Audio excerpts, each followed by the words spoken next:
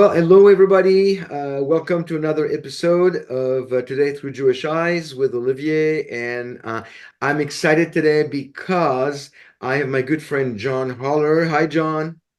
Hi, how you doing? I'm doing great. Thank you for coming on the show. You always teach me so much about what's going on in the world. You've got great connections. You've got a lot of your a wealth of information and knowledge. And so whenever I have a chance to talk to you, well, every time I talk to you to say hi and we start talking, I'm thinking, man, we should just do a recording We should right we should now. just record all of our stuff, We should right? just record. Well, actually, we could probably find the recording somewhere because they do record our conversations.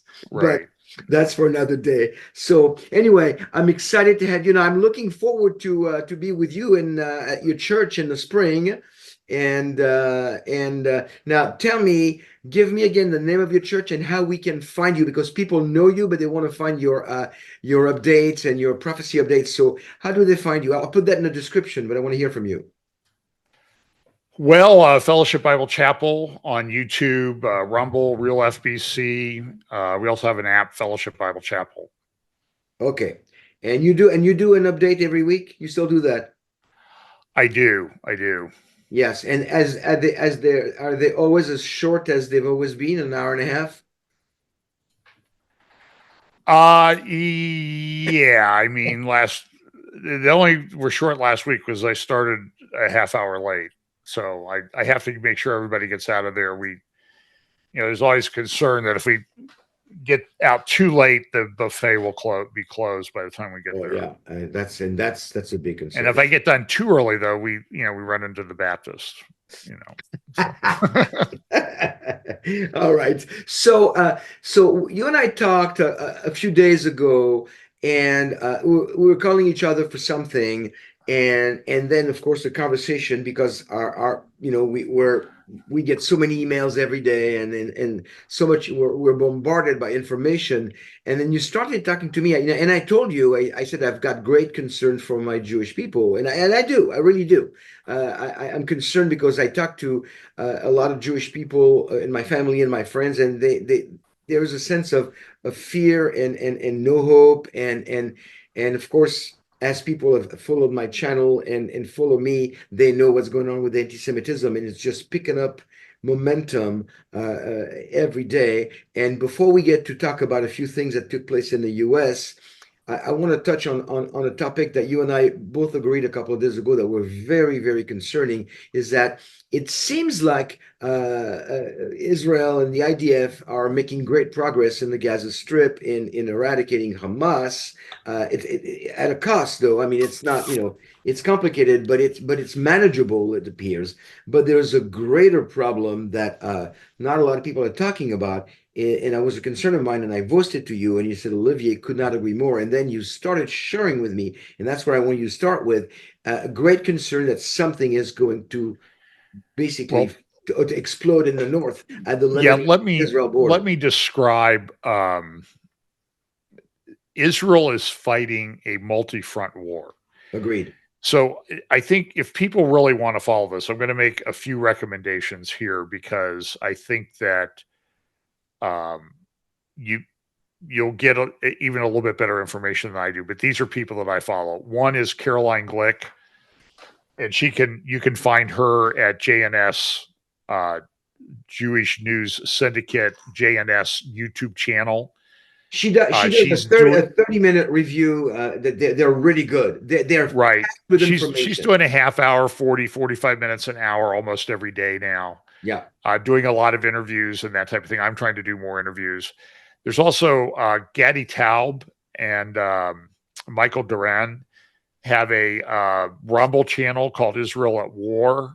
It's like an update. They post a couple hours a week. There's also, um, let's see, it's called EMET, Middle East Endowment for Middle East Truth, and Yes, I get those too. I they get do podcasts, webinars on a fairly regular basis.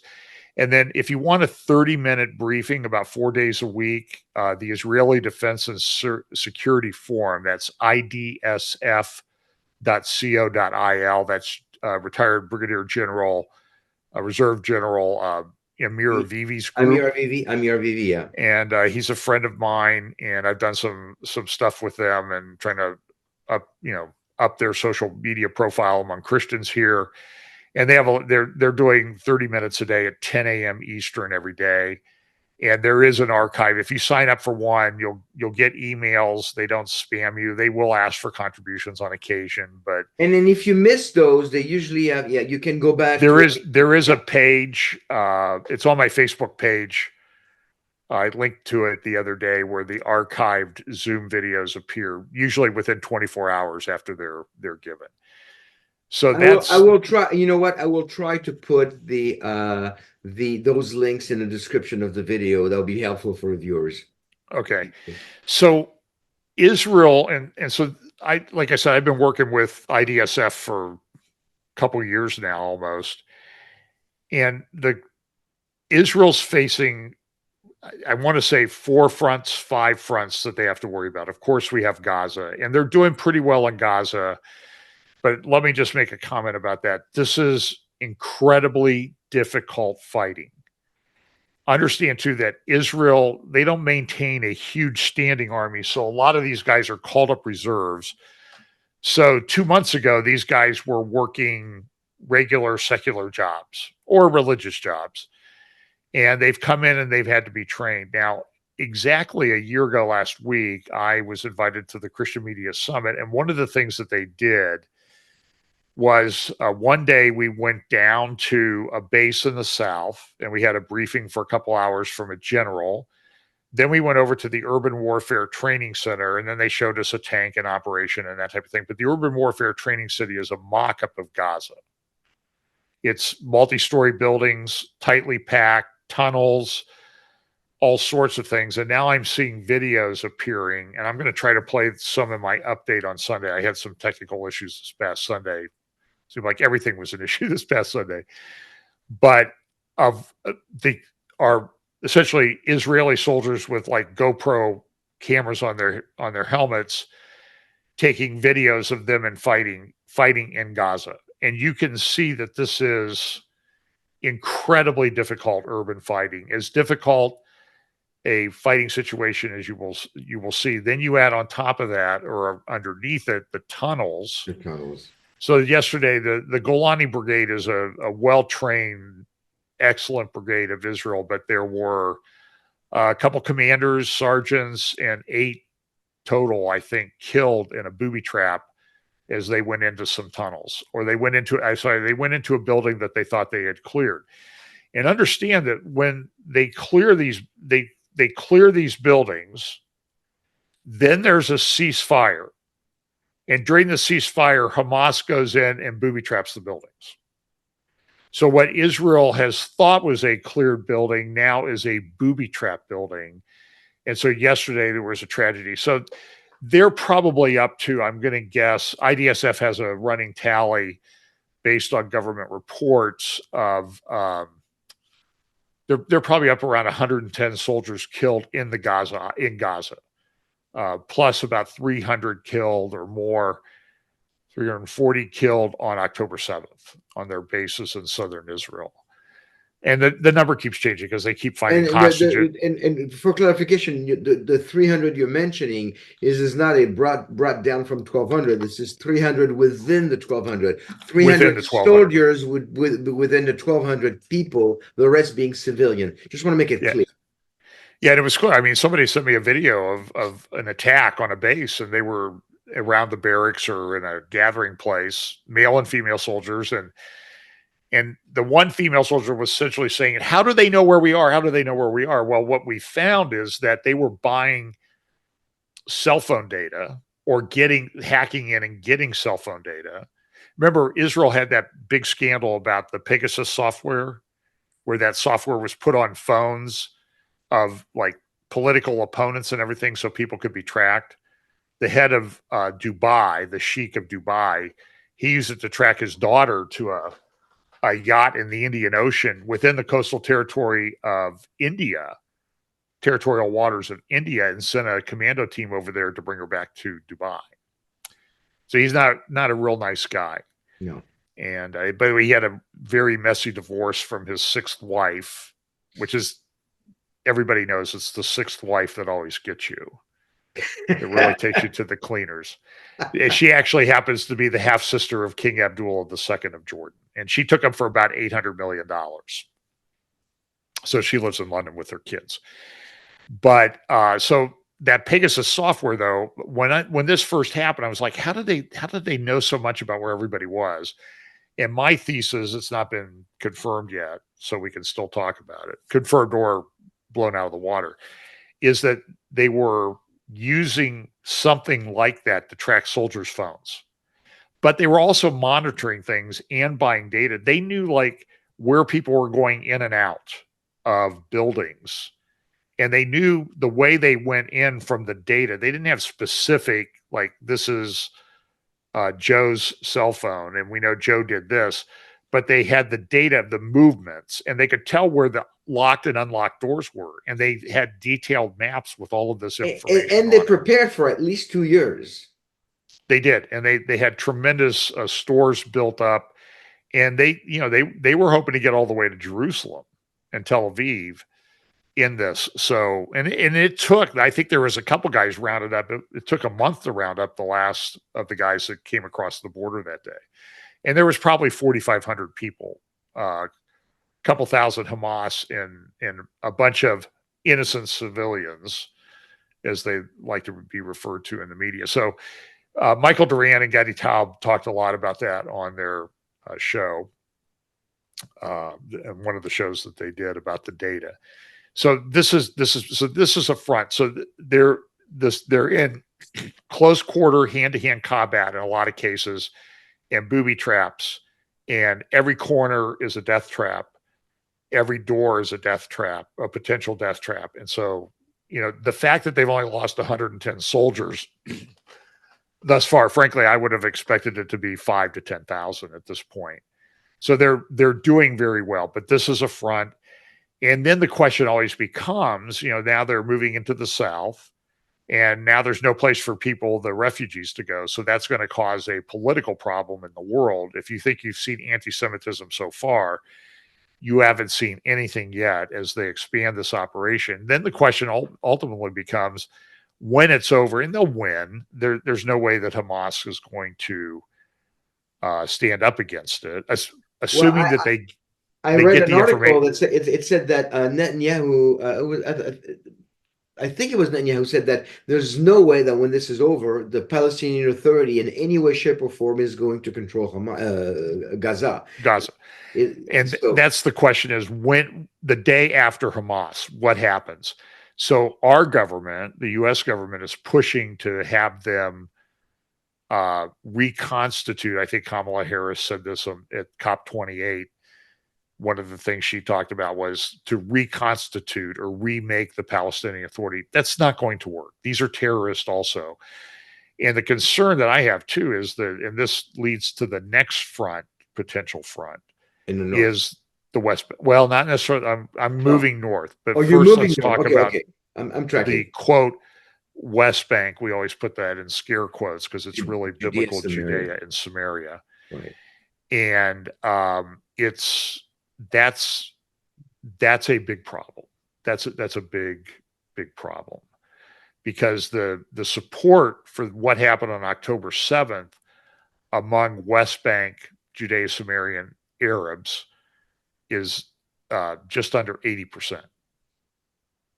That's not good. So that's a potential front. In fact, there's pretty good evidence that what happened was that some of the troops that were guarding the border in the South were shifted up to areas in the West Bank the day before the October 7th because of unrest in the West Bank. So this is a multi-front war, and Iran's been seeding weapons and all sorts of things and militia groups and that type of thing in the West Bank. So that's front number two. Do you think that it's possible that, and it's just speculation, but you make me think of that they were working with some people in Judea and Samaria, and to create a diversion to bring some troops from the south so that they could be more successful with a surprise terrorist attack in the south? That could very well be. That could very well be. Yeah, we don't know, but that's a possibility. Yeah, so that's it's clear that that's happening. I mean, because they've had tremendous problems in Jenin, in Nablus, and Hebron, and the usual terrorism hotspots. And there's a pretty strong, very strong Hamas presence within the West Bank. Yeah. By the way, if you go to Caroline Glick's YouTube channel and you want to sort of understand the mindset of the Muslim world, she did an interview about a week ago with Dr. Mordecai Kadar. And Dr. Kadar is probably the leading Arab and Muslim Islam expert in the world, certainly in Israel and also in the world. I mean, he's certainly within, I would say, the world top 3. He speaks fluent Arabic. I think he's memorized the Quran. And he's proposed this, for example, he says that the Palestinian society is very tribal. So what they need to do is something almost like, if they're going to get them on the same page, they need to do something like the Federation of Sheikdoms that make up the United Arab Emirates. They need to do like an Emirati. So get the 7 or so tribes that exist within the West Bank, because the people in Hebron, they don't like Abbas.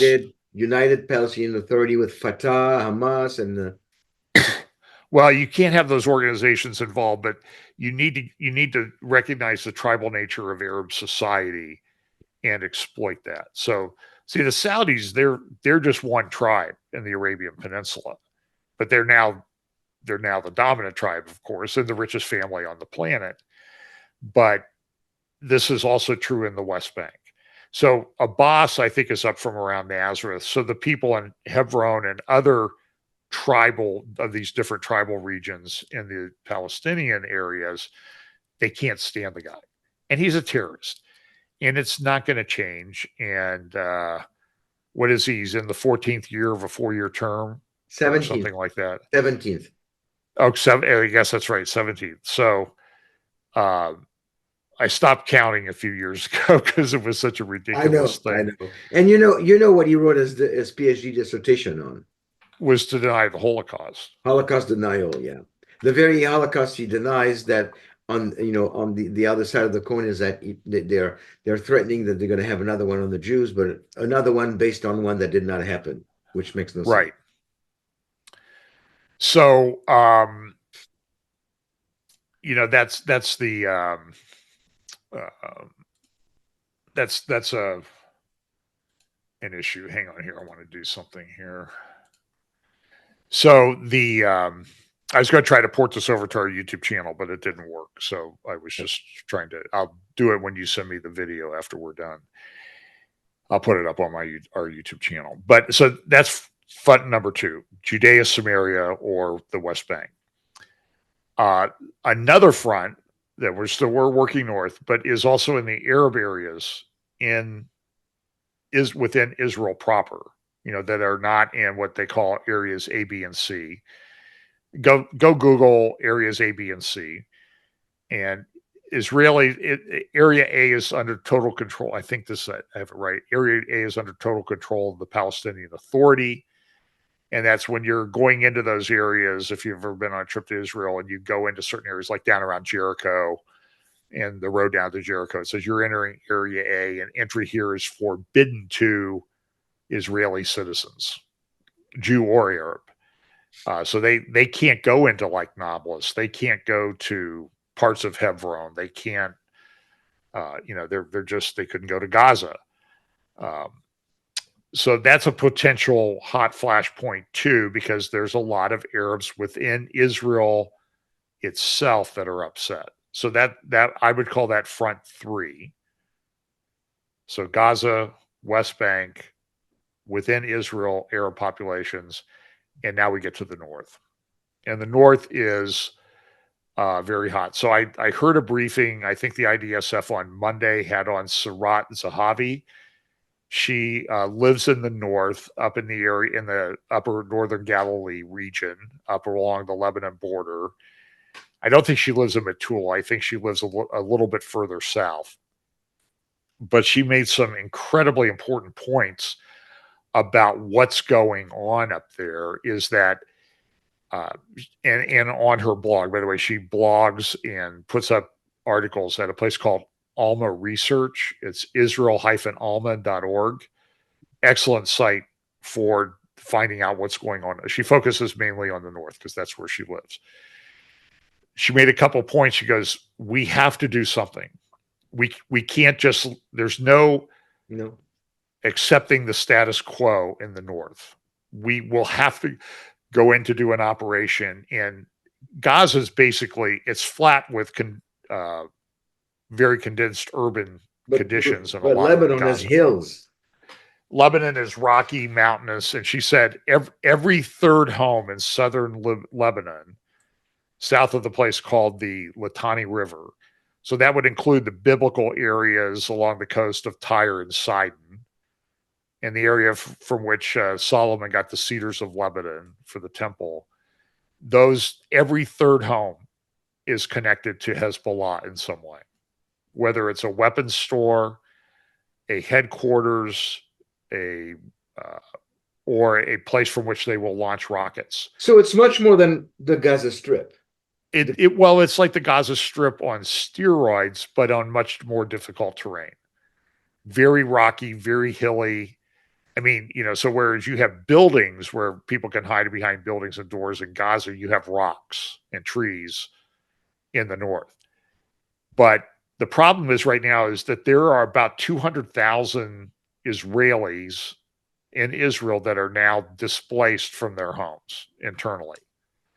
That's out of a population of 9 million. So I don't know what the ratio would be if it was the United States, but it would be in the millions and millions of people that would be displaced proportionally. So they're in hotels in the Red Sea. And I did an interview with Jonathan Feldstein from Genesis123.co last week. He's a journalist, podcaster in Israel.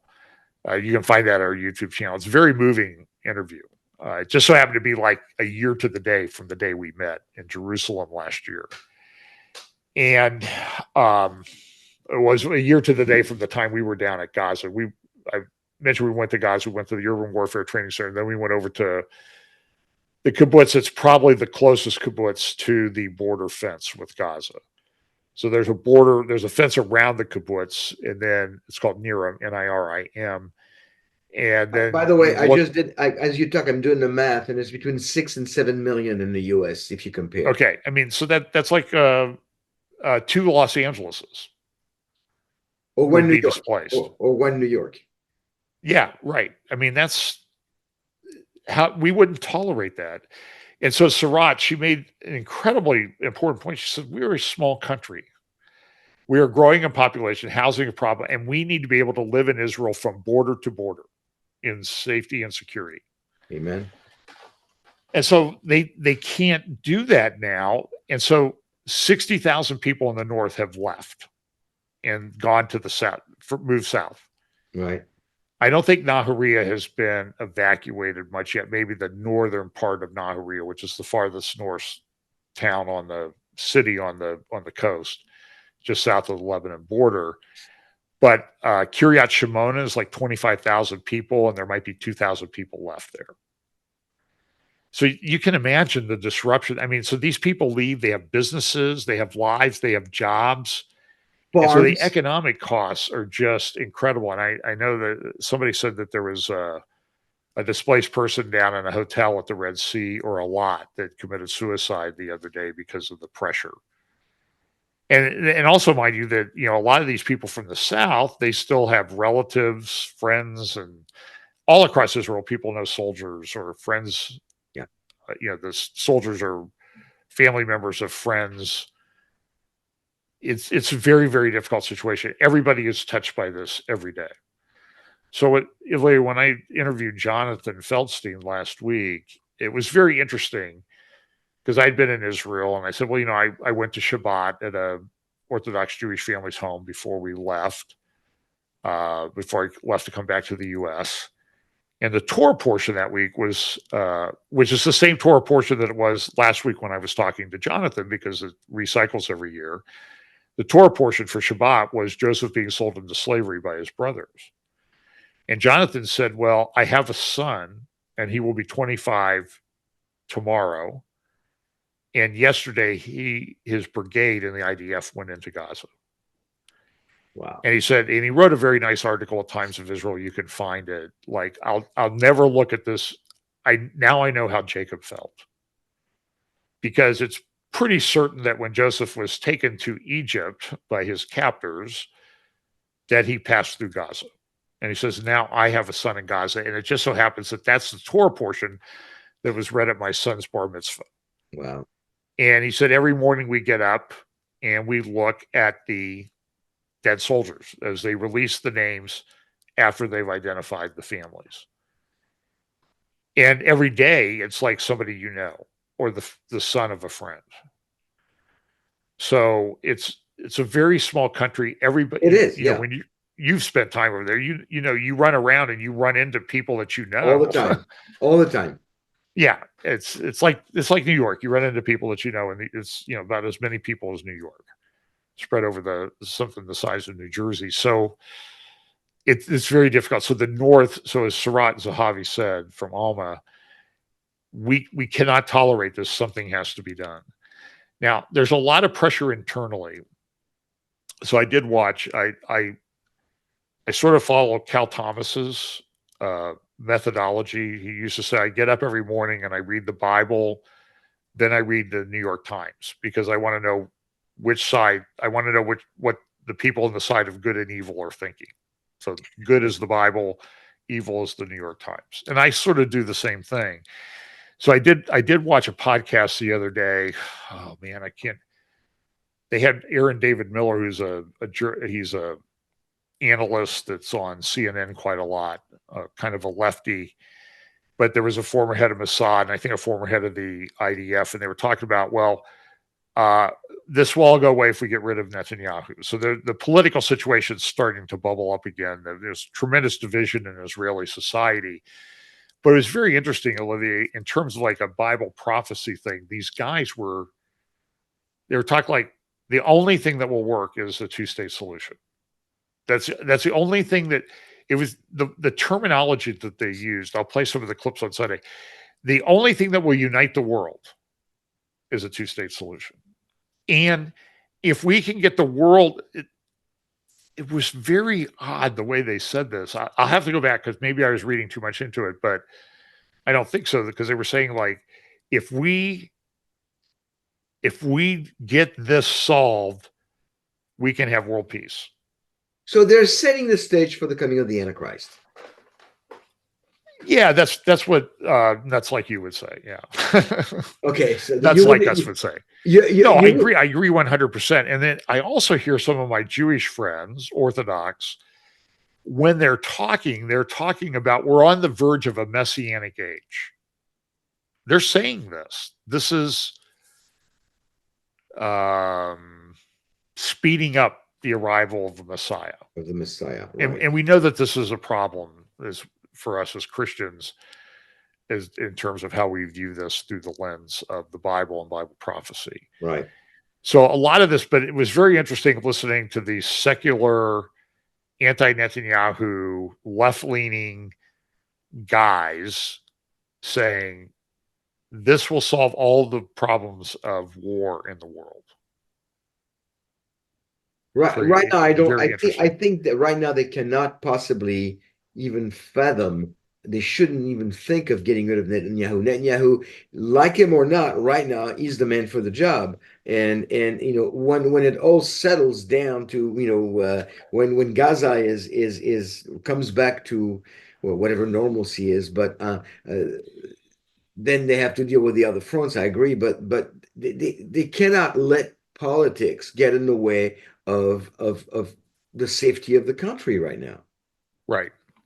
So, I mean, so you have from people in the Middle East and the secular media and everything, there's this push for the two-state solution.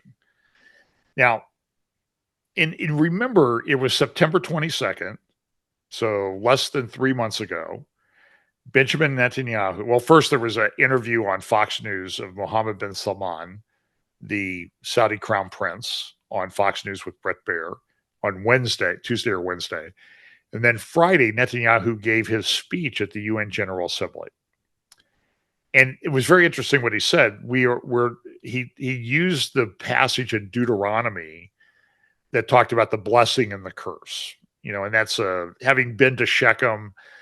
This you mean Deuteronomy 28? Right. But if you keep the law, you will get these blessings. If you disobey, you will have these curses. Right. And then when Joshua brought them back into the land at the time of the conquest, they actually went to Shechem. And remember, I forget the passage in Joshua, he divided the people, 6 tribes on Mount Gerizim and 6 tribes on Mount Ebal, where the altar of Joshua has been found, by the way. There's no question about that. And the people on Mount Ebal shouted the curses, if they disobeyed. The people on the other mountain shouted the blessings.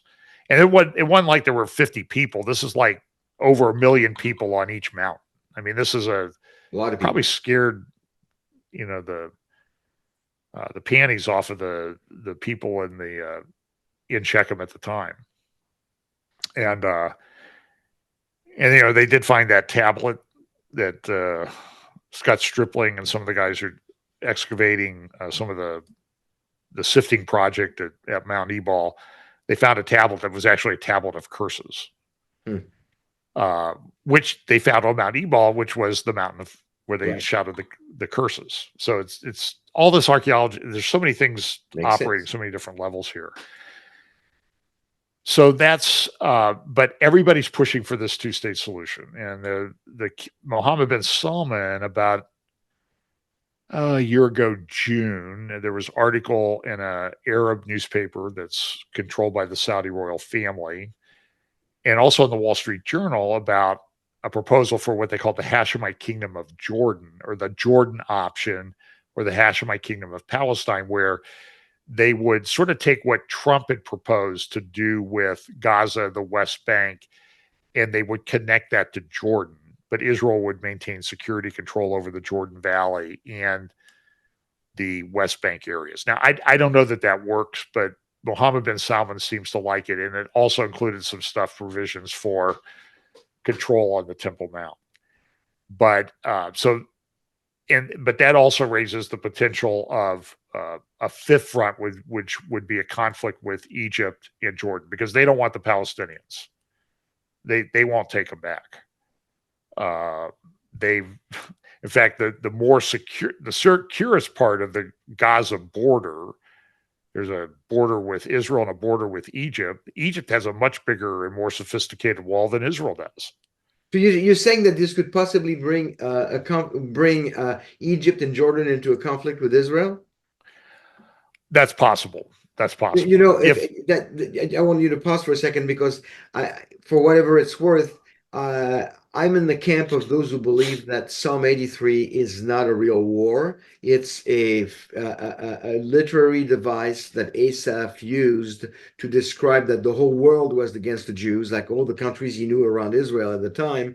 And so I don't think it's a real war. And then one of my arguments when I present that view is that I bring several arguments, and I say, and on top of that, Egypt and Jordan, 2 of the countries that Asaph lists in Psalm 83, are currently at peace with Israel. So, and I say, unless both of them go to war against Israel, which I don't think it's possible at all. Not that it would completely help me change my view, but it would be interesting if those 2 would break their peace treaties and go against Israel, because now we've got all the countries listed against Israel in Psalm 83 that would go against Israel. Again, that's not making me change my view necessarily, but it would be an interesting development.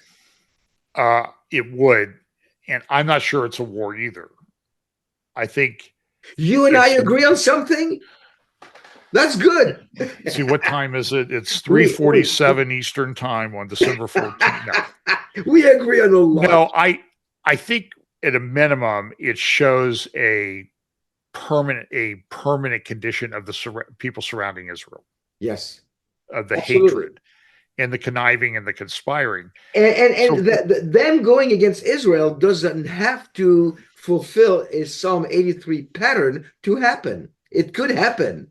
the pattern might be the way that it may be playing out is a treachery through the Abraham Accords. So when I was in Israel, everybody was like, Abraham Accords, fantastic, it's great, it's great. So this was a year ago. So this was December of 2022. And I said to some friends, and they're Orthodox and they're Zionist, and they moved to Israel because and they want to live in an area that you might call the settled. They live in Efrat, like Bethlehem Ephrata. I think we read about that and some of the prophecies in the Old Testament. But I said, be careful of those Abraham Accords because it might be and they're like, why? They're bringing all this economic benefit. John, the business guy who spoke at the media summit, he said, well, it's not going to be $50 billion of trade or 100 billion. It's going to be 10 trillion of trade. And that's kind of interesting because when we look at there's an economic thing behind this Antichrist. The Antichrist is going to control the economy, and there's sort of this economic aspect to it. And it's also interesting when you look at the north. If you remember, I said that southern Israel or southern Lebanon, south of the Litani River, north of the border, south of the Litani River, is the area of Tyre and Sidon. Right. That's also mentioned in Psalm 83. So what happens if Israel does go in there and they clear that area out? Then that area of what's left is supportive of Israel through like an Abraham Accord. Right. That could very well happen. So I think, remember, we think peace first, then the problem. So I just think that the way the nations are lining up, and then you also have Syria and Damascus and all that stuff, and I know that's a controversial thing about whether Isaiah 17 is a future prophecy or it's already been fulfilled. Sometimes it's hard because Jewish prophecy is patterned, and it's kind of hard to well, yeah, I think it was kind of fulfilled, but maybe it's going to be really fulfilled the next time. So that's always an open question, Right. On those things. So I think Psalm 83 is very, very important in this whole analysis of what's going on, particularly in light of the Abraham Accords and how that might play out. I'm not, like I said, I'm not dogmatic about any of it. I'm probably less dogmatic than I've ever been, except when it comes to your views. Then I'm pretty dogmatic. I'm just kidding. No, I'm not. I think we agree probably on way, way, way more than we. Yeah, no, we think, do agree on. Yeah, we do agree on. So I just think that there's a lot of moving pieces here from the Bible prophecy standpoint that's got this war layered on top of it. And look, Olivier, let's be honest, okay? I did some interviews with people. I don't even know the last time we talked, but we did an interview. We talked, and we never talked about any of this. Was it after October 7th that we talked the last time, or was it before? You and I talked. We did a video. Yeah. Oh, that was after. That was after the war. Okay. Yeah, I think so. Okay. Well then, but nobody doing interviews like our friend Tom Hughes or anything. The week leading up to October 7th, nobody said that there was going to be a war in Gaza. No. You understand what I'm saying? Right. Nobody said, hey, we're going to have a war in Gaza this week and it's going to be really, really bad. So we just have to be humble enough to admit that we don't call these things all the time, even though we study Bible prophecy. It's very complicated. And that's the so a lot of different fronts going on. So the war's going pretty good, but they're losing the narrative. in the world right now. I see people say, well, boy, if Israel doesn't get this done pretty quickly, they're going to have a lot of people against them. And I think that ship sailed already. That ship sailed, absolutely. That's somebody who's really optimistic. I And I mean, think technically within a week or less after the Gaza terrorist attack, the narrative was already shifting from the victims and the bloody murder of the 1,200. At that time, it was 1,400, but they brought it down to 1,200.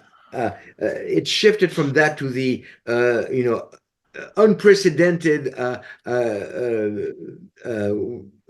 humanitarian crisis in the Gaza Strip, and that's all they care about. And that has catapulted all the anti-Semites of the world on the forefront, going, I don't care anymore. I'm just going to go after the Jews wherever I can find them, and that's where we are today. right. So I think I have said, I think we said this the last time we talked. This issue of Israel, physical political Israel today, is going to be one of the most divisive things in the church. It's going to make like arguments over where's the final Babylon or timing of the rapture or anything. It's going all that stuff's going to pale by comparison. No, we agree. We talked about that, and I did an article in the video, and I called it. I'm looking on my screen. Is Israel the final dividing factor for Christians in the end times? And I think it is. And by the way, John, it's not you. It's not you and I. It's Tom Hughes. It's Brendan Oldhouse. It's Andy Woods. It's all of us pretty much agree that this is going to be the final dividing factor.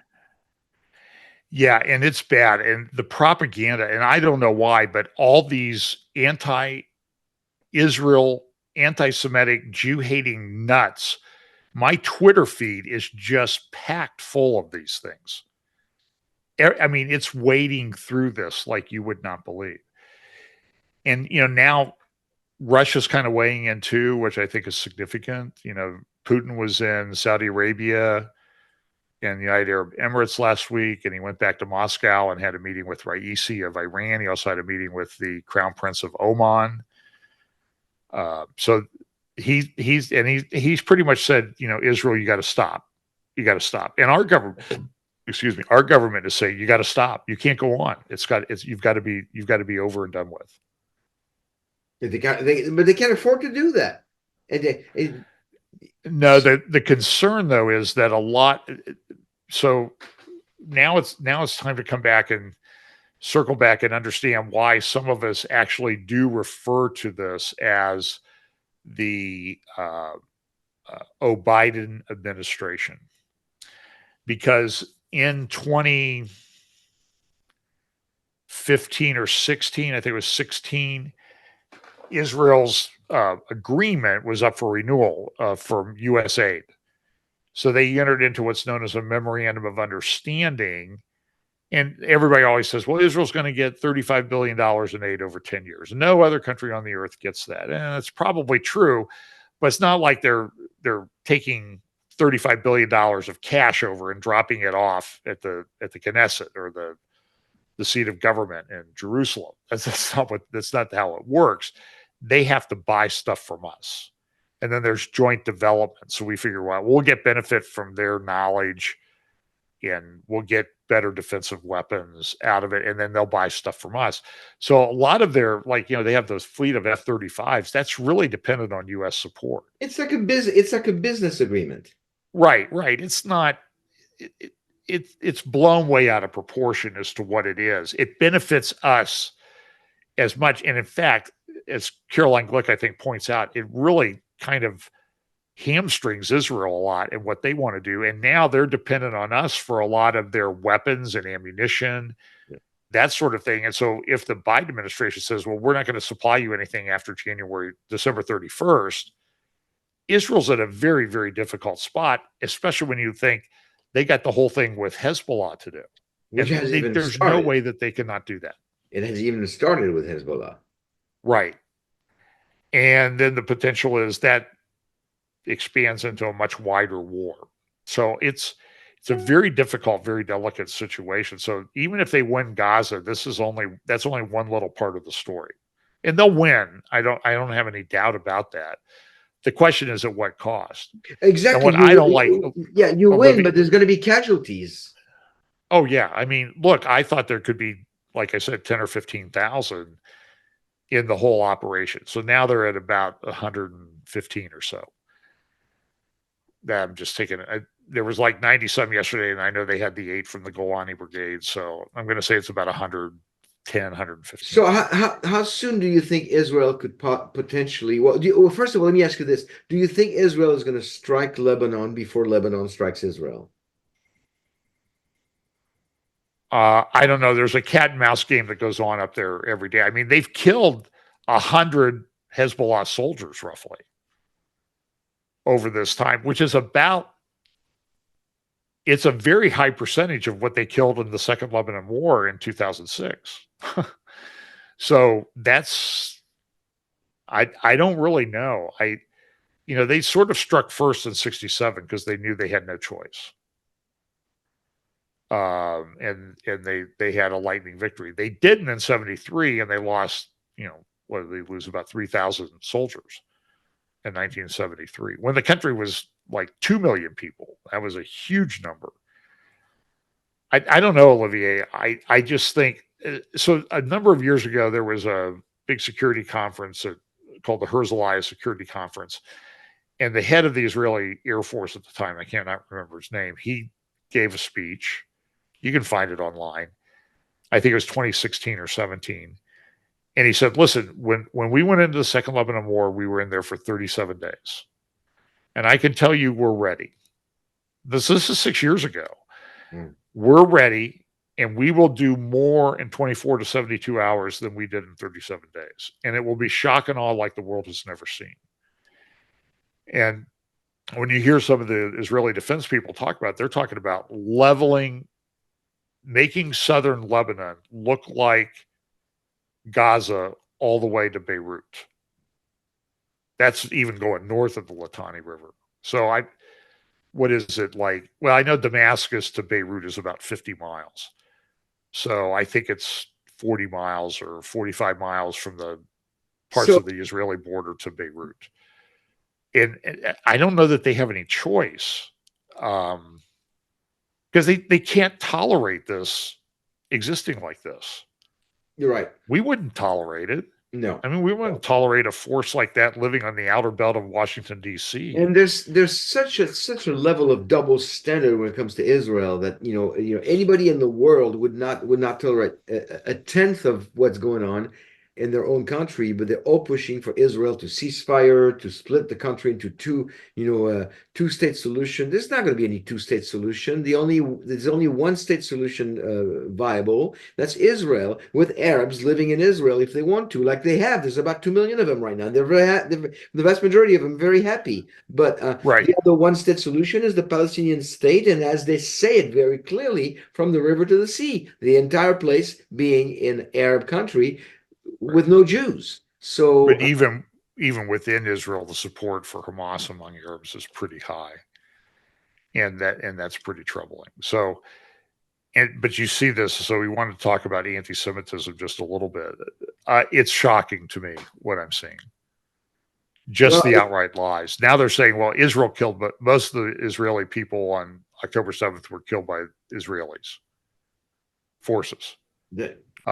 Remember the young lady from the dance party down there, and she was put in the back of a pickup truck with a broken leg, and eventually they found pieces of her skull in Gaza. It could say that she was dead. I saw a picture of her. Somebody froze a picture from one of the videos of her hiding behind a tank. Okay, and between her and the tank were a couple Israeli soldiers. And immediately, so this is a propaganda channel on Twitter. She was saying, "Oh, look at how Israel uses young ladies as human shields." It's some of the most vile stuff that I've ever seen. And then, of course, we have the situation last Tuesday with the presidents from Penn, MIT, and Harvard making these ridiculous statements. Now, the Penn president has been fired. The chairman of the board of the Penn Board of Trustees has resigned as well. But Harvard's come out in support of their president. And I told you earlier, John. I think, and we kind of need to wrap this up, so maybe we'll talk Right. about this and wrap it up. But I see this being wrong on three levels. First of all, so she, the president of Harvard, what's her name? Gay. Christine or Claudine. Claudine, yeah, it's a French name. Claudine Gay. Yeah, Claudine Gay. So she comes out, and then she does not denounce Hamas. And then when confronted, she says that it's contextual. The genocide of Jewish people. Is it ever? Would you support the genocide of Jewish people? And it said it depends on the context. The question I have is, in which context do we ever justify genocide of any people? Right. I mean, there's no context for that unless you're a monster or evil or you're a Hitler. So number one, she's wrong, but also the fact that the board supported her.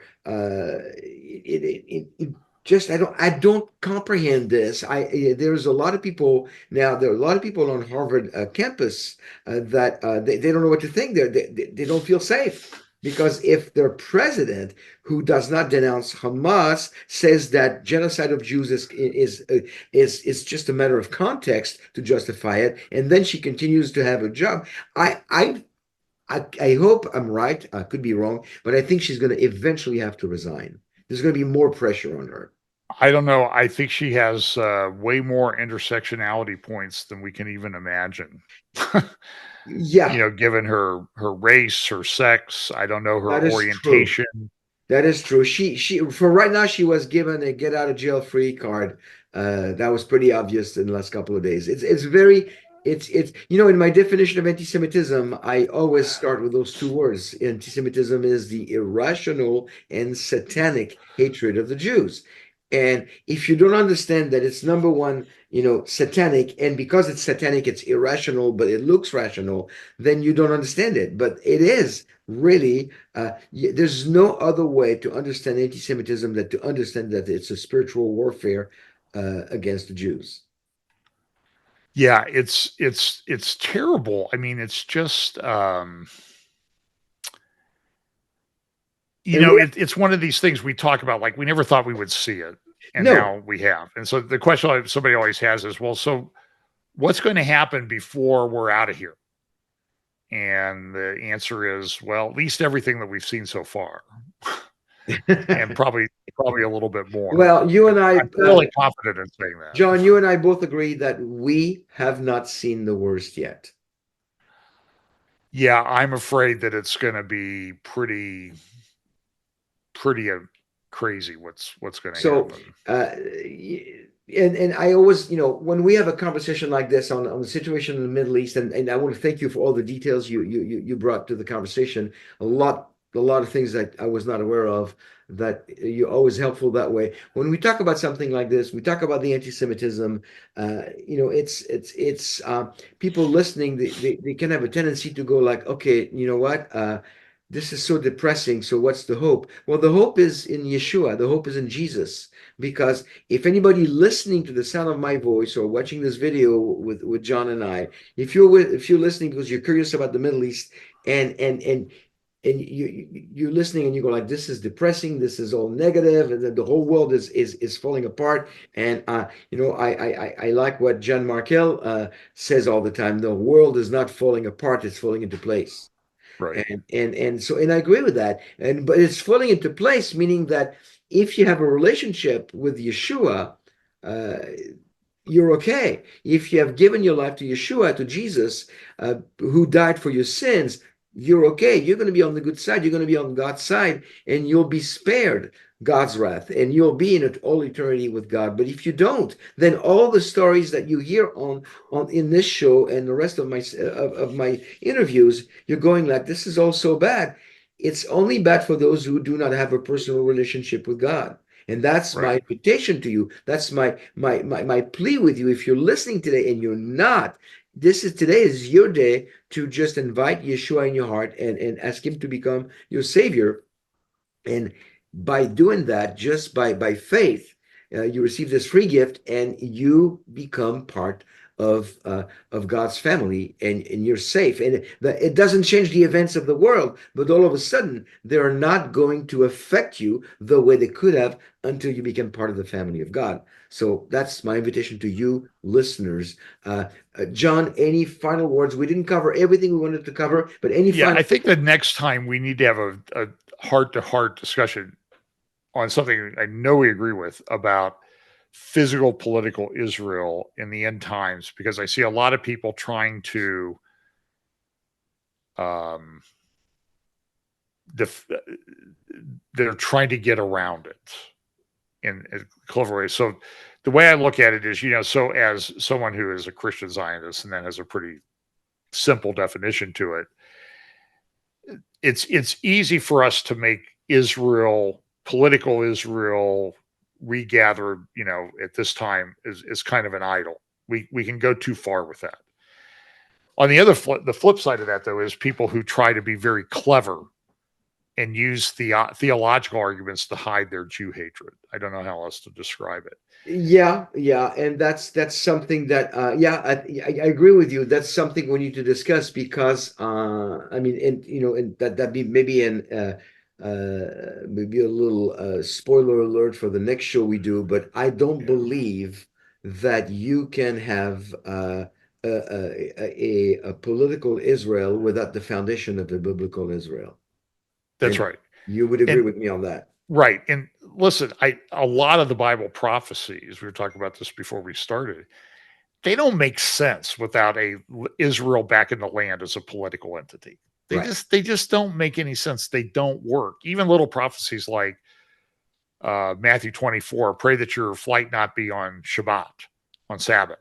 Right. Well, that only works if there's an Israel there at the time that Shabbat means something, like That the is buses right, don't run on exactly. Shabbat. Otherwise, and there's a lot more, John, that can be covered, by the term spiritual Israel that people think. But I don't want to, Yeah, do anything we're right now. opening a Let's do That's a another long show. You discussion. and I, first of the year, we'll get together again, and Okay. we'll do another show because I don't want to take too much of your time, and it's been almost an hour now. So I want to thank you. You're always Thank you. available. You always have great things to bring to the conversation, and your love for my people and your love for Israel is so evident that every time I talk to you, I'm encouraged.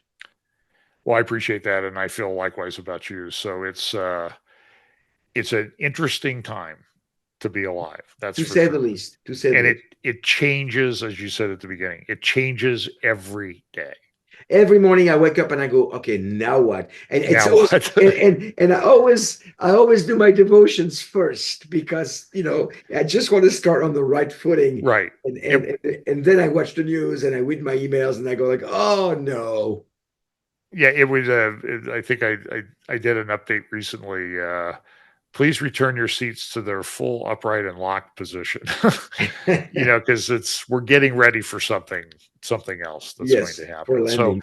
All right. sometimes it's sort of like maybe the news needs to learn the concept of Shabbat and Maybe. take So a day off uh, each week. give us one more time how we can get a hold of you before we bring to an end. YouTube Fellowship Bible Chapel, Rumble Real FBC. There's also a Fellowship Bible Chapel app, and then also um, fbchapel.com, and they'll have links there for Yeah. different And I'll put all emails of those. staff and I'll, everything.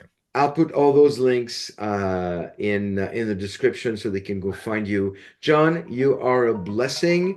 Thank you for coming on the show Likewise. today, and I will see you next time. And Thanks, shalom. Olivier. God bless.